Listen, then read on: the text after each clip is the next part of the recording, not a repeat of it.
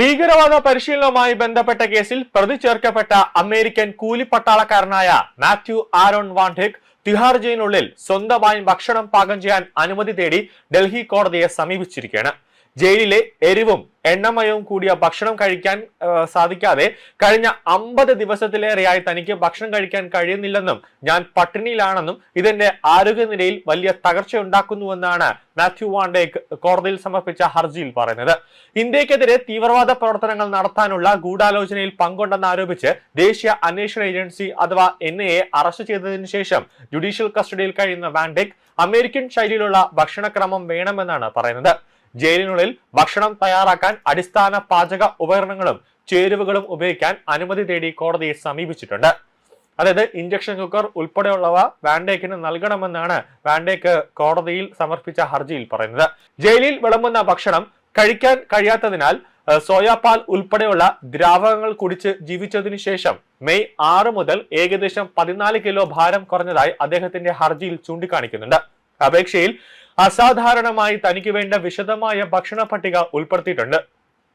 ഈ വാൻഡെക് കോടതിയിൽ സമർപ്പിച്ച ഹർജിയിൽ പറയുന്നത് തനിക്ക് ഇത്രയും ഭക്ഷണങ്ങൾ, അതായത് ഭക്ഷണ സാധനങ്ങൾ എനിക്ക് കോടതി അനുവദിച്ചു തരണം എന്നാണ് പറയുന്നത്. അതായത് ചുവന്ന മാംസം, ചിക്കൻ, മത്സ്യം, പയർ, അരി, പാസ്ത, നൂഡിൽസ്, ഉരുളക്കിഴങ്ങ്, ഉള്ളി, ബീൻസ്, ബ്രെഡ്, വെണ്ണ, ഒലിവ് ഓയിൽ, ടോണ്ടഡ് മിൽക്ക്, അതോടൊപ്പം തന്നെ സോയാപാൽ, കുപ്പിവെള്ളം, പച്ചക്കറികൾ, നാരങ്ങ, കുരുമുളക്, സുഗന്ധവ്യഞ്ജനങ്ങൾ എന്നിവ സ്വീകരിക്കാൻ അനുവാദം വേണമെന്നും പുറമെ കുറച്ച് ചട്ടികൾ, പാത്രങ്ങൾ, പ്ലാസ്റ്റിക് ഫുഡ് ചോപ്പർ എന്നിവയ്ക്കൊപ്പം ഒരു ഇൻഡക്ഷൻ കുക്കർ അതുകൂടെ വേണമെന്നാണ്, അത് ഉപയോഗിക്കാനുള്ള ഒരു അനുമതിയും കൂടി കോടതി നൽകണമെന്നാണ് പറയുന്നത്.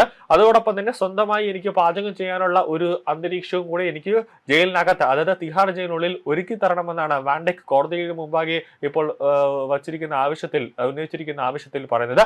അദ്ദേഹത്തിന്റെ കുടുംബം മുഴുവൻ ചെലവ് വഹിക്കാൻ തയ്യാറാണെന്ന് ഹർജിയിൽ പറയുന്നുണ്ട്.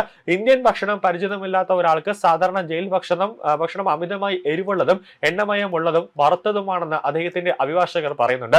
ഇത് കടുത്ത ശാരീരിക അസ്വസ്ഥത, കാഴ്ചശക്തി കുറയൽ, ശക്തി നഷ്ടപ്പെടൽ, പ്രതിരോധ ശേഷി കുറയ്ക്കൽ എന്നിവയ്ക്ക് ഒരു പ്രധാന കാരണമാകുന്നുണ്ടെന്ന് അവകാശപ്പെടുകയാണ്. തിഹാർ ജയിൽ അധികൃതർക്ക് ഇതിന്റെ മറുപടി പറയാനായിട്ട് additional sessions judge Prashant Varma അവർക്കൊരു നോട്ടീസ് അയച്ചിട്ടുണ്ട്. ഇത്ര ദിവസത്തിനുള്ളിൽ നിങ്ങൾ ഇതിനൊരു മറുപടി പറയണം. അതായത് വാൻഡെക്കിന് ജയിലിനുള്ളിൽ ഭക്ഷണം പാകം ചെയ്യാനും അതോടൊപ്പം തന്നെ ഇൻഡക്ഷൻ കുക്കർ, അതോടൊപ്പം തന്നെ കുറച്ച് പാത്രങ്ങൾ ഉൾപ്പെടെ ആവശ്യപ്പെട്ടിട്ടുണ്ട്. ഇതിൽ നിങ്ങളുടെ മറുപടി എന്താണ് എന്ന് പറയാനായിട്ടുള്ള സമയം അനുവദിച്ചിട്ടുണ്ട്. കൂടാതെ വാൻഡെക്കിന്റെ ആവശ്യം, അതിൽ മറുപടി പറയാൻ നമ്മൾ ഉദ്ദേശിക്കുന്നില്ല എന്ന് NIA കോടതിയിൽ രേഖാമൂലം അറിയിച്ചിട്ടുണ്ട്. കേസ് ജൂലൈ 21 വീണ്ടും പരിഗണിക്കാനായിട്ട് കോടതി മാറ്റിവെച്ചിരിക്കുകയാണ്. അതേസമയം വാൻഡെക്കിന്റെ ജുഡീഷ്യൽ കസ്റ്റഡി ഓഗസ്റ്റ് 1 വരെ നീട്ടിയിട്ടുണ്ട്. മ്യാൻമാറിൽ നിന്ന് മിസോറാം അതിർത്തി വഴി ഇന്ത്യയിലേക്ക് കടന്നുവെന്ന് ആരോപിച്ച് മാർച്ച് 13 6 യുക്രൈൻ പൗരന്മാരോടൊപ്പം വാൻഡെക്കിനെയും NIA അറസ്റ്റ് ചെയ്തിട്ടുണ്ട്.